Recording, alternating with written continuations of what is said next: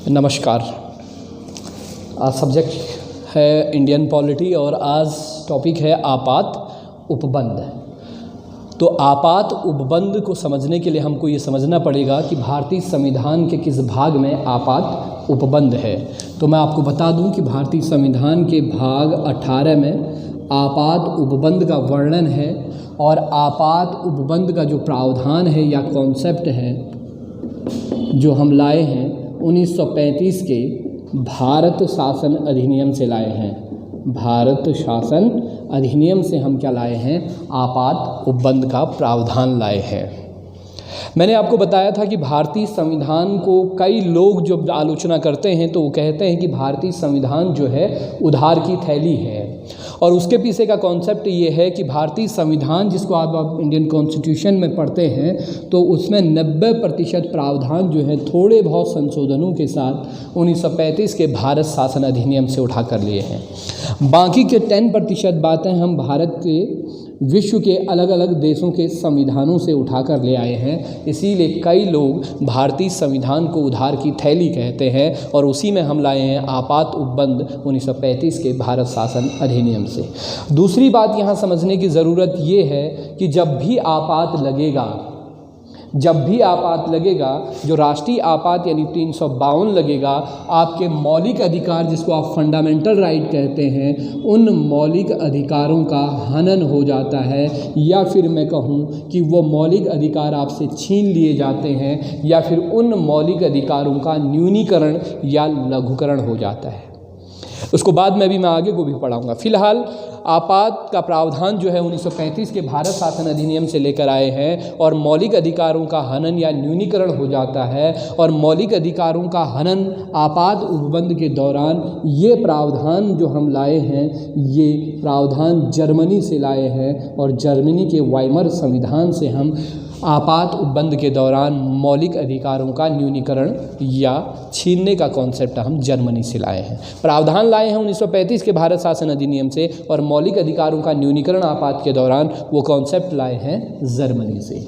इतना डिस्कस होने के बाद आज हम पढ़ रहे हैं आपात उपबंध भाग 18 और आपात उपबंध से संबंधित 3 प्रकार के आपके पास आपात हैं और एक आपात है आपके पास राष्ट्रीय आपात, एक है राष्ट्रपति शासन, एक है आपके पास कौन सा आपात? राष्ट्रीय आपात और दूसरा है आपके पास राष्ट्रपति शासन और तीसरा है आपके पास वित्तीय आपात। 3 प्रकार के आपात आपके पास हैं वित्तीय आपात। इन 3 प्रकार के आपातों का वर्णन भारतीय संविधान में किया गया है। राष्ट्रीय आपात से संबंधित आर्टिकल जो है वो अनुच्छेद 352 है।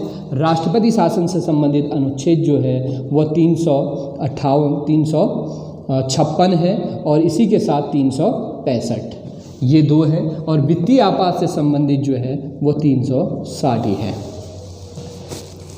पहला डिस्कस करेंगे हम राष्ट्रीय आपात और राष्ट्रीय आपात के बारे में जब डिस्कस करेंगे तो आपको इस बात पर आपके जहन में यानी आपके दिमाग में ये सवाल घूमने चाहिए कि ये राष्ट्रीय आपात यानी आर्टिकल 352 क्या है? राष्ट्रीय आपात कब लगता है? पहला सवाल आपके दिमाग में ये घूमना चाहिए। राष्ट्रीय आपात कब लगता है? कितने समय के लिए लग सकता है? कितने समय के लिए आपके पास राष्ट्रीय आपात लग सकता है? और राष्ट्रीय आपात को कौन लगाता है?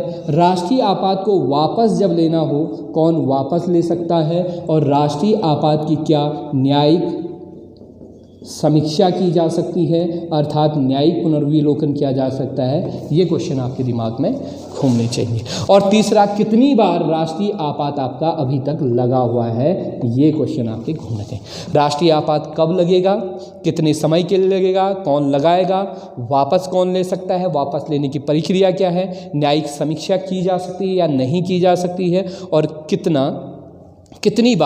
कितनी बार आपका राष्ट्रीय आपात लगा है। इन तमाम विषयों पर आज हम डिस्कस करेंगे। पहला टॉपिक ही आपका यही है। तो इसमें ध्यान से समझना राष्ट्रीय आपात कब लगता है, राष्ट्रीय आपात यानी अनुच्छेद 352 कब लगता है, पहला डिस्कशन इसी पर होगा। तो राष्ट्रीय आपात यानी अनुच्छेद 352 इन 3 स्थितियों में लगता है। युद्ध, बाह्य आक्रमण आज वर्तमान की परिस्थिति के हिसाब से और सशस्त्र विद्रोह। सशस्त्र विद्रोह। इन 3 स्थितियों में आपका राष्ट्रीय आपात लगता है। क्या क्या बोला मैंने? युद्ध, बाह्य आक्रमण और सशस्त्र विद्रोह की स्थिति में आपके पास क्या लगता है? राष्ट्रीय आपात लगता है। अब ध्यान से सुनना, जब 26 जनवरी 1950 को भारतीय संविधान यानी इंडियन कॉन्स्टिट्यूशन लागू हुआ था, उस समय ये सशस्त्र विद्रोह शब्द नहीं था। तो उस समय 3 शब्द जरूर थे, युद्ध, बाह्य आक्रमण, सशस्त्र विद्रोह के स्थान पर था आंतरिक अशांति। आंतरिक अशांति, आंतरिक अशांति शब्द था। फिर ये आंतरिक अशांति शब्द इस आर्टिकल 352 से कब हटा? तो ये हटा 44वें संविधान संशोधन द्वारा। 44वें संविधान संशोधन 1978 द्वारा। 1978 ये आंतरिक अशांति का दुरुपयोग सरकारें कर रही थी, इसलिए 1978 द्वारा 44वें संविधान संशोधन द्वारा मूल संविधान के आर्टिकल 350 में जो युद्ध, बाह्य आक्रमण और आंतरिक अशांति था, इस आंतरिक अशांति शब्द को हटा दिया गया और उसके स्थान पर जोड़ दिया गया सशस्त्र विद्रोह। हालांकि 44वें संविधान संशोधन द्वारा 3-4 और काम हुए हैं, वो फिर मैं आपको बताऊंगा। इसी आपात से संबंधित बातें हैं। फिलहाल इसको आप याद रखिएगा 1978 के द्वारा। क्लियर है? तो आज अगर राष्ट्रीय आपात लगेगा यानी आर्टिकल 352 लगेगा तो वह युद्ध, बाह्य आक्रमण और सशस्त्र विद्रोह के आधार पर लगेगा। इतना क्लियर हो गया। अब दूसरा सवाल, राष्ट्रीय आपात को लगाता कौन है? पहले ये राष्ट्रीय आपात को लगा सकता है राष्ट्रपति। राष्ट्रीय आपात को कौन लगा सकता है?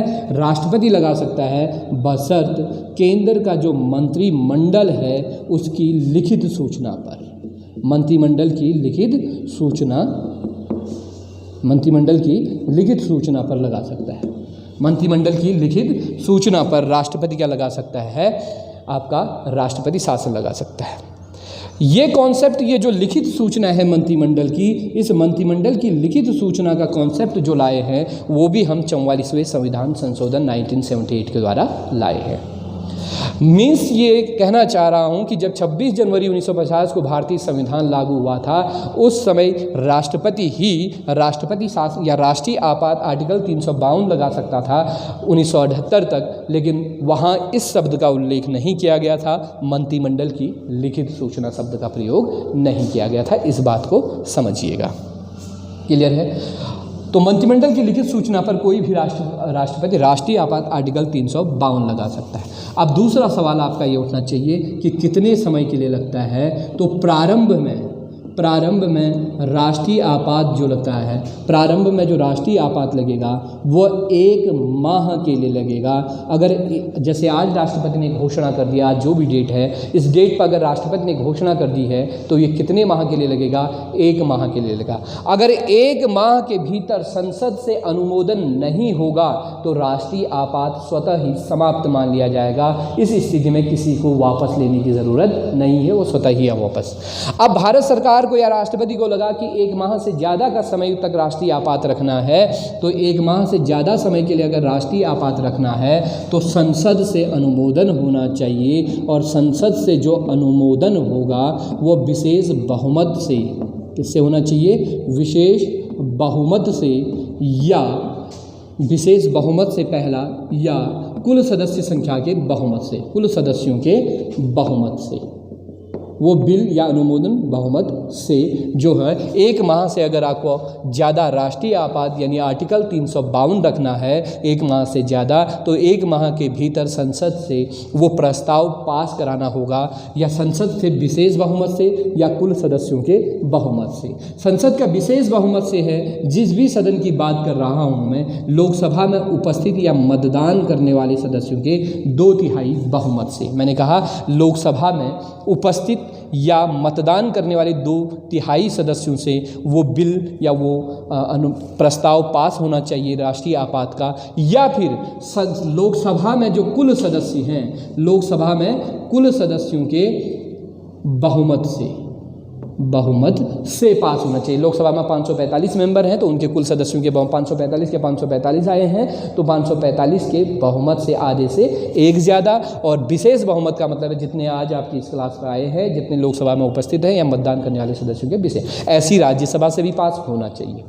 तब जाकर वो राष्ट्रीय आपात कितने माह के लिए जारी रहेगा? 6 माह के लिए जारी रहेगा। यानी राष्ट्रीय आपात का समय मैक्सिमम कितना है? 6 माह है, मिनिमम 1 माह है। ये तो आपका राष्ट्रीय आपात। दूसरा सवाल उठता है कि राष्ट्रीय आपात को वापस कौन ले सकता है? राष्ट्रीय आपात को 2 तरीके से वापस आ सकता है, या तो एक जो राष्ट्रपति स्वयं लगा रहा है उसको वो वापस कर ले, या राष्ट्रपति द्वारा वापस हो सकता है। इस दौरान हमें संसद के अनुमोदन की ज़रूरत नहीं है। राष्ट्रपति द्वारा वापस लिया जा सकता है बशर्त संसद के अनुमोदन यानी सहमति की अनुमोदन की ज़रूरत नहीं है। दूसरा, अगर राष्ट्रपति कह दे कि मैं राष्ट्रपति शासन वापस नहीं ले आता हूँ, इसके लिए एक दूसरी स्थिति के लिए भी तैयार रहना पड़ेगा। तब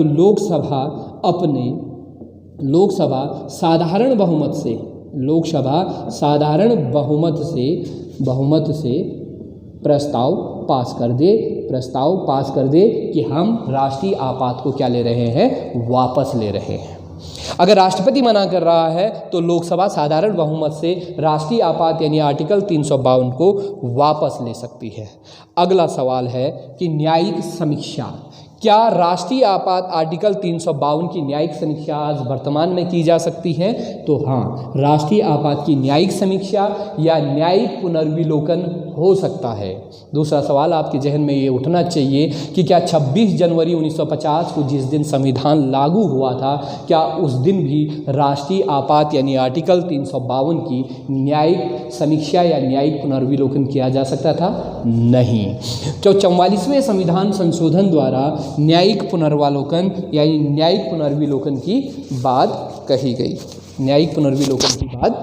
गई। इस बात को आपको समझना पड़ेगा। यानी ये अधिकार दिया गया 44वें संविधान संशोधन 1978 के द्वारा ये अधिकार दिया गया कि राष्ट्रीय आपात यानी आर्टिकल 352 की न्यायिक समीक्षा की जा सकती है, अर्थात न्यायिक पुनर्विलोकन किया जा सकता है। तीसरा सवाल यहाँ पर ये उठता है कि आज तक राष्ट्रीय आपात कितनी बार लगा है? तो आज तक अगर राष्ट्रीय आपात की अगर मैं बात करूँ, आर्टिकल 352 की अगर मैं बात करूँ तो कितनी बार लगा है? 3 बार लगा है। पहली बार लगा 1962 से 1967 तक, दूसरी बार लगा दिसंबर 1971 से 1975 तक, और तीसरी बार लगा 1975 से 1977 तक। पहली बार 1962 से 1967 तक, 1971 से 1975 तक, ये 2 जो राष्ट्रीय आपात यानी आर्टिकल 352 लगे हैं, ये युद्ध और बाह्य आक्रमण के आधार पर लगे। किस आधार पर लगे हैं? युद्ध और बाह्य आक्रमण के आधार पर लगे हैं। 1975 में 25 जून 1975 को जब राष्ट्रीय आपात लगा तो उस समय आंतरिक अशांति के आधार पर इंदिरा गांधी के कहने पर तत्कालीन राष्ट्रपति फखरुद्दीन अली अहमद द्वारा लगाया गया, और ये आंतरिक अशांति शब्द का दुरुपयोग हो रहा था। तभी हम ले आए आगे चलकर 44वां संविधान संशोधन। इसको लेकर काफ़ी आलोचना भी होती है इंदिरा गांधी जी की, और इसीलिए 44वां संविधान संशोधन 1978 लाए, और उसके तहत आंतरिक अशांति शब्द को हटाकर हमने क्या जोड़ दिया? सशस्त्र विद्रोह जोड़ दिया गया। और 44वें संविधान संशोधन द्वारा राष्ट्रपति तो लगाएगा राष्ट्रीय आपात 352, लेकिन मंत्रिमंडल की लिखित सूचना पर लगाएगा। अगर लगा भी दिया तो उस राष्ट्रीय आपात की क्या की जा सकती है? न्यायिक समीक्षा की जा सकती है। इस बात को आपको समझना पड़ेगा। अब दूसरा सवाल ये है कि जब राष्ट्रीय आपात, ये सारी चीज़ें होगी डिस्कस, जब राष्ट्रीय आपात 352 लगा रहता है उस समय 2 अनुच्छेद स्वतः ही लागू हो जाते हैं। जब भी राष्ट्रीय आपात 352 क्या है? राष्ट्रीय आपात लगता है, भले वह युद्ध के आधार पर लगे, बाह्य आक्रमण के आधार पर लगे या सशस्त्र विद्रोह के आधार पर लगे, इस समय 2 आर्टिकल स्वतः ही लागू हो जाते हैं। एक का नाम है 358 आर्टिकल यानी अनुच्छेद 358, और एक का नाम है आर्टिकल 359। अब जब भी अनुच्छेद 352 यानी राष्ट्रीय आपात लगेगा तो ये राष्ट्रीय आपात किस आधार पर लग रहा होगा?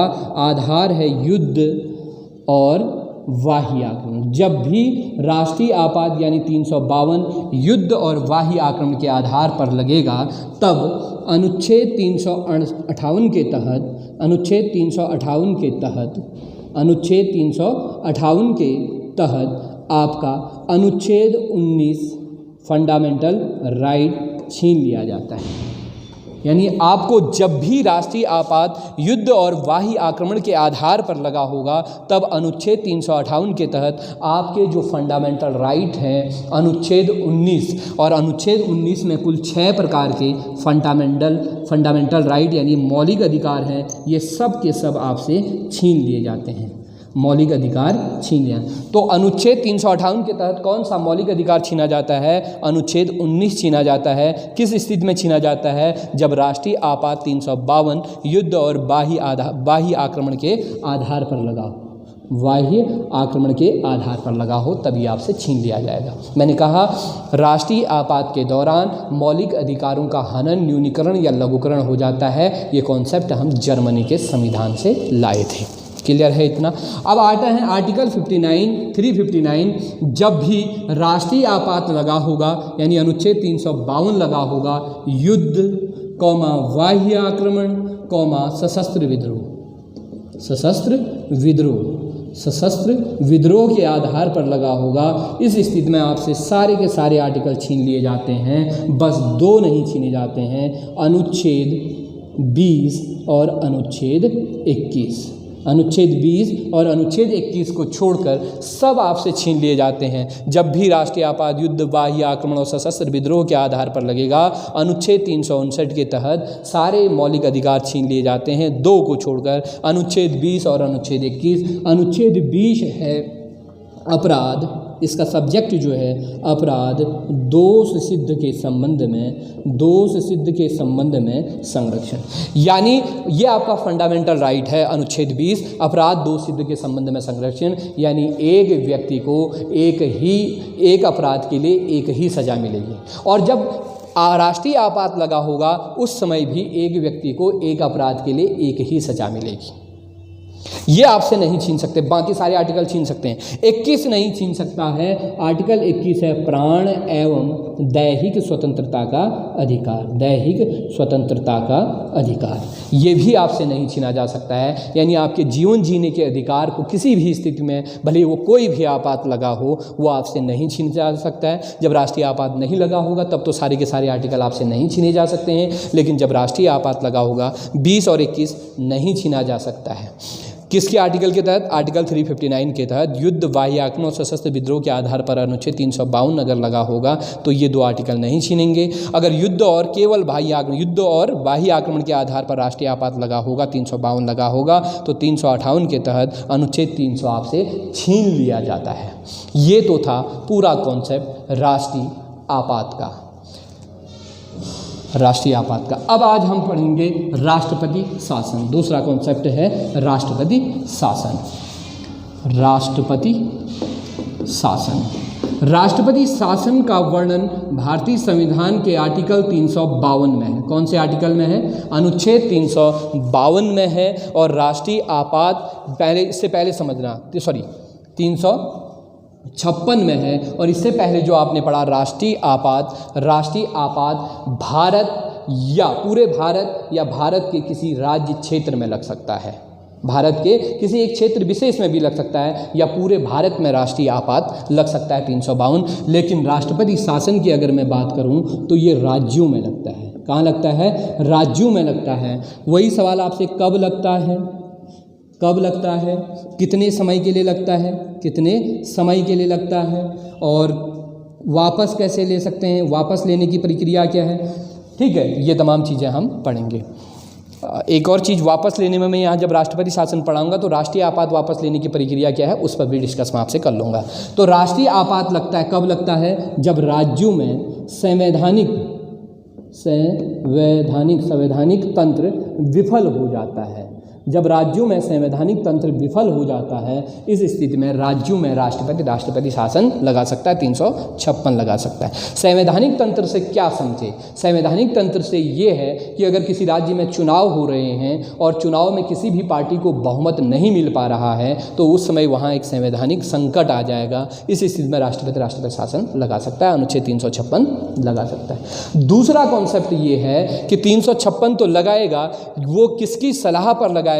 तो राष्ट्रपति जो होता है वो राज्यपाल की सलाह पर राष्ट्रपति शासन लगाता है। क्या केवल राज्यपाल की सलाह पर राष्ट्रपति शासन लगा सकता है? दूसरे तरीके से भी लगा सकता है।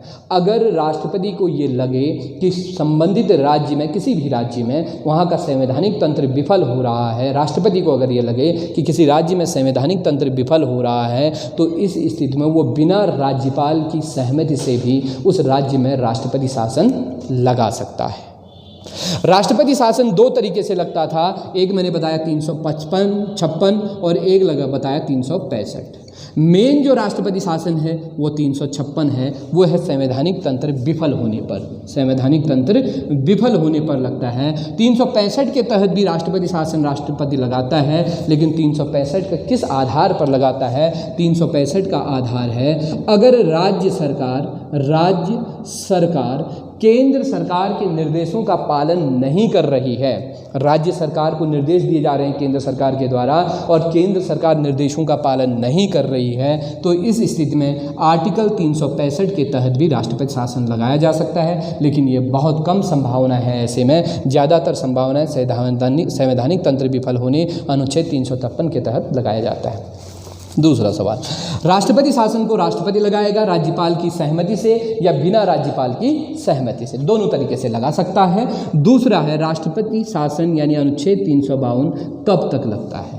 कब तक लगने का प्रारूप ये है कि प्रारंभ में 2 माह तक लगता है। प्रारंभ में कितने माह तक लगता है? 2 माह तक लगता है, और 2 माह के अंदर अगर ज़्यादा लगाना है तो 2 माह के भीतर संसद से अनुमोदन मिलना चाहिए। संसद से क्या मिलना चाहिए? विधानसभा से नहीं, क्योंकि विधानसभा तो भंग है, तभी तो राष्ट्रपति शासन लग रहा है। तो संसद से क्या मिलना चाहिए? अनुमोदन मिलना चाहिए 2 माह के भीतर, तब ये आगे को जाएगा 6 माह। अब इस बात को समझना, 6 और 2 8 नहीं होगा।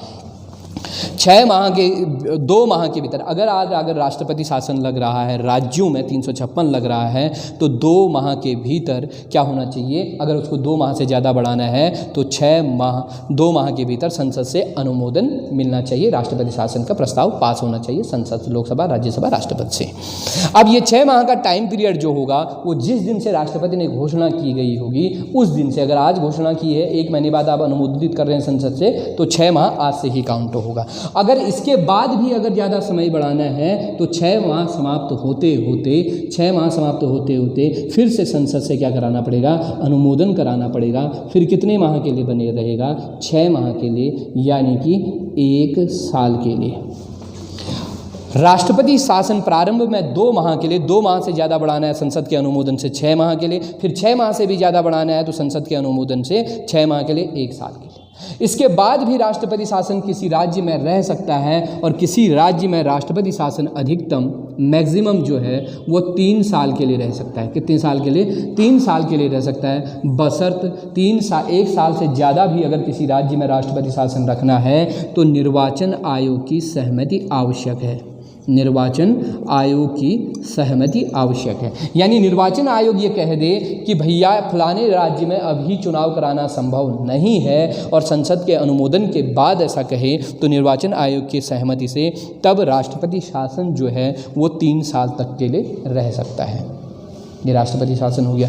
दूसरा सवाल कि राष्ट्रपति शासन को वापस कौन ले सकता है? तो राष्ट्रपति शासन को वापस लेने का अधिकार जो है वो जो लगाएगा उसी को है। किसको है? राष्ट्रपति को। जब राष्ट्रपति को लगेगा कि फलाने राज्य में संवैधानिक तंत्र अब ठीक है, स्थिति ठीक है, तब वो क्या वापस ले सकता है। लेकिन दूसरी बात आपको ये समझना पड़ेगा कि जो राष्ट्रीय आपात है, इस पर मैं बताना भूल गया था, जो राष्ट्रीय आपात है यानी आर्टिकल 352 है, इसको भी वापस लिया जा सकता है, और वापस लेने की 2 प्रक्रिया हैं। एक तो मैंने बता दिया था शायद, एक तो क्या हो गया, स्वयं राष्ट्रपति वापस ले ले, एक तो स्वयं राष्ट्रपति वापस ले ले, अगर राष्ट्रपति ने मना कर दिया है तो संसद, यानी संसद में केवल लोकसभा से साधारण बहुमत से ये प्रस्ताव पारित हो जाए। ये बता दिया था मैंने, सॉरी, आप कंपेयर करते हुए पढ़ लीजिएगा।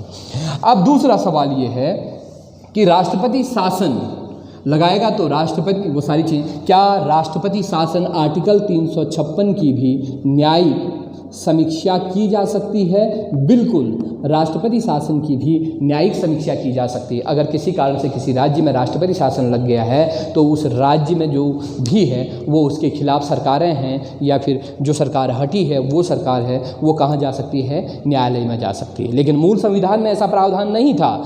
किसके तहत? 44वें संविधान संशोधन के तहत राष्ट्रपति शासन की न्यायिक पुनर्विलोकन या न्यायिक समीक्षा करने का अधिकार न्यायालय को दिया गया। जैसे उत्तराखंड में भी लगा था मार्च 2016 में, ठीक है ना, उसके खिलाफ हरीश रावत हाई कोर्ट चले गए थे, न्यायिक समीक्षा हो सकती है। अब अगली चीज़ ये है कि राष्ट्रपति शासन सबसे पहले किस राज्य में लगा? तो सबसे पहले जो लगा 1951 में पंजाब में लगा। 21 जून के आसपास कुछ ऐसा ही डेट है। 1951 में राष्ट्रपति शासन सबसे पहले कहाँ लगा? पंजाब में लगा। सबसे अधिक बार राष्ट्रपति शासन लगने की घोषणा कहाँ हुई है? और सबसे अधिक बार राष्ट्रपति शासन लगने की घोषणा उत्तर प्रदेश और मणिपुर में हुई है। कहाँ हुई है? मणिपुर में। ये लगभग 10 बार सबसे अधिक बार राष्ट्रपति शासन लगने की घोषणा कहाँ हुई है? कहाँ लगा है? यूपी में या मणिपुर में लगा है। सबसे पहले कहाँ लगा? पंजाब में। पंजाब में कांग्रेस की सरकार में विवाद हो गया था, वहाँ लगा था। और सबसे लंबे समय तक राष्ट्रपति शासन लगा है वो JNK में लगा है, जम्मू एंड कश्मीर में लगा है राष्ट्रपति शासन। इस बात को समझ। और सबसे अधिक बार राष्ट्रपति शासन, जो सबसे अधिक राज्यों में राष्ट्रपति शासन किसके समय लगा? तो वो राष्ट्रपति थे नीलम संजीव रेड्डी के समय सबसे अधिक राज्यों में राष्ट्रपति शासन लगा है। नीलम संजीव रेड्डी के समय सबसे अधिक राज्यों में क्या लगा है? राष्ट्रपति शासन लगा है। सबसे पहले 1951 में पंजाब में लगा, सबसे अधिक बार यूपी में, मणिपुर में 10 बार लग चुका है, सबसे लंबे समय तक लगभग 10 साल तक। अब आपका दूसरा सवाल, सर राष्ट्रपति शासन तो 3 साल ही लगता है, यहाँ 10 साल। भैया ये अलग अलग टाइम पीरियड में लगा हुआ है और अलग अलग टाइम पीरियड में 10 साल हो गए हैं, अलग अलग टाइम पीरियड जोड़ के। 10 बार यूपी और मणिपुर में जरूर लगा है, लेकिन वहाँ 10 साल पूरे नहीं हुए हैं। तो अधिक बार ये आपका राष्ट्रपति शासन था। तो संवैधानिक तंत्र विफल होने पर 356 के तहत और केंद्र का निर्देश न मानने पर 365 के तहत राज्यों में क्या लग सकता है? राष्ट्रपति शासन लगता है। तीसरा आपात है आपके पास वित्तीय आपात। एक और चीज़ सुनना, राष्ट्रपति शासन जब भी लगेगा, पहले राष्ट्रपति पे ही आइए, राष्ट्रपति शासन यानी आर्टिकल 356 जब भी लगा होगा उस समय राज्य की सारी शक्तियां किसके पास चली जाती हैं? केंद्र के पास चली जाती हैं। राज्य की शक्तियां किसके पास चली जाती हैं? केंद्र के पास चली जाती हैं, बशर्ते उच्च न्यायालय की जो शक्तियां हैं उनको छोड़कर। उच्च न्यायालय राज्यों का होगा तो उच्च न्यायालय की शक्तियों को छोड़कर जिस राज्य में राष्ट्रपति शासन आर्टिकल 356 लगेगा वो सारी शक्तियां समेट कर किसके पास चले जाएंगी? और केंद्र यानी राष्ट्रपति के पास चले जाएंगी। बस उच्च न्यायालय की शक्तियां नहीं जाती हैं, इस बात को समझिए। अब आते हैं तीसरा आपात, वित्तीय आपात का वर्णन भारतीय संविधान के अनुच्छेद 360 में है। किसमें है? आर्टिकल 360 में है वित्तीय आपात का वर्णन। देखो, राष्ट्रपति शासन, राष्ट्रीय आपात 352, राष्ट्रपति शासन 356, ठीक है, ये दोनों ही आपात कई बार लग चुके हैं, मैं बता चुका हूँ, लेकिन वित्तीय आपात अभी तक भारत में एक भी बार नहीं लगा है और आशा कीजिए भविष्य में कभी न लगे, क्योंकि वित्तीय आपात एक बड़ा संकट है, देश की आर्थिक स्थिति पर बड़ा संकट है, तभी लगता है वित्तीय आपात। इस दौरान अगर मोटा मोटा आप समझेंगे कि आपके बैंकों में जो संपत्ति है भारत सरकार कह सकती है कि वो अब आपका नहीं रहा। तो वित्तीय आपात का वर्णन आर्टिकल 360 में है। वित्तीय आपात से संबंधित जो प्रावधान लिए गए हैं, वित्तीय आपात का प्रावधान हम USA यानी संयुक्त राष्ट्र अमेरिका के संविधान से लिए हैं। वित्तीय आपात को लगा कौन सकता है? वित्तीय आपात को लगा सकता है राष्ट्रपति मंत्रिमंडल की लिखित सूचना पर। मंत्रिमंडल की लिखित सूचना पर वित्तीय आपात लगता है। प्रारंभ में कितने माह के लिए लगता है? जैसे राष्ट्रीय आपात राष्ट्रपति शासन अनुच्छेद 356 2 माह के लिए लग रहा था प्रारंभ में, ये भी 2 माह के लिए लगता है। और उसके बाद संसद का अनुमोदन मिलने पर यह अनिश्चित काल के लिए लगता है, अनिश्चित काल के लिए लग सकता है। संसद का अनुमोदन मिलने पर अनिश्चित काल के लिए लग सकता है। जैसे आर्टिकल 356 राष्ट्रपति शासन 6 माह के लिए लग रहा था, फिर 6 माह के लिए और अनुमोदन लेना पड़ रहा था, फिर 1 साल से ज़्यादा अनुमोदन मिलने पर क्या हो रहा था, आपको निर्वाचन आयोग की सहमति लेनी पड़ रही थी, या फिर उस राज्य में पहले से ही राष्ट्रपति शासन लगा हो, तब भी आप राष्ट्रीय आपात को 3 साल के लिए बढ़ा सकते हैं। ठीक है, राष्ट्रीय आपात का वो था प्रावधान। और राष्ट्रपति शासन को 3 साल, राष्ट्रीय आपात नहीं, राष्ट्रपति शासन को 3 साल के लिए बढ़ा सकते हैं। प्रारंभ में 2 माह संसद के अनुमोदन मिलने के बाद अनिश्चित काल तक। तो क्या वित्तीय आपात की भी न्यायिक समीक्षा की जा सकती है? बिल्कुल, वित्तीय आपात की भी न्यायिक समीक्षा की जा सकती है। अगर वित्तीय आपात राष्ट्रपति ने लगा दिया तो उसके खिलाफ सुप्रीम कोर्ट या हाई कोर्ट में जाया जा सकता है। ये आपका वो है कि ये न्यायिक पुनर्विलोकन हो सकता है, वही 44वें संविधान संशोधन 1978 के द्वारा। उम्मीद करता हूँ कि ये आपात उपबंध भारतीय संविधान के भाग 8 में जो भी आर्टिकल मैंने आपको बताए हैं वो तमाम आपको याद रहेंगे। जब भी कोई टॉपिक पढ़ते हो तो पहले अपने आप से सवाल कीजिए कि इसमें क्या क्या चीज़ें निकल कर बाहर आ सकती हैं, क्या क्या क्वेश्चन निकल कर बाहर आ सकते हैं, फिर उस पर डिस्कस कीजिए। क्या तो ये पूरा का पूरा आपात उपबंध आपके पास था। उम्मीद करता हूँ कि समझ में आ गया होगा।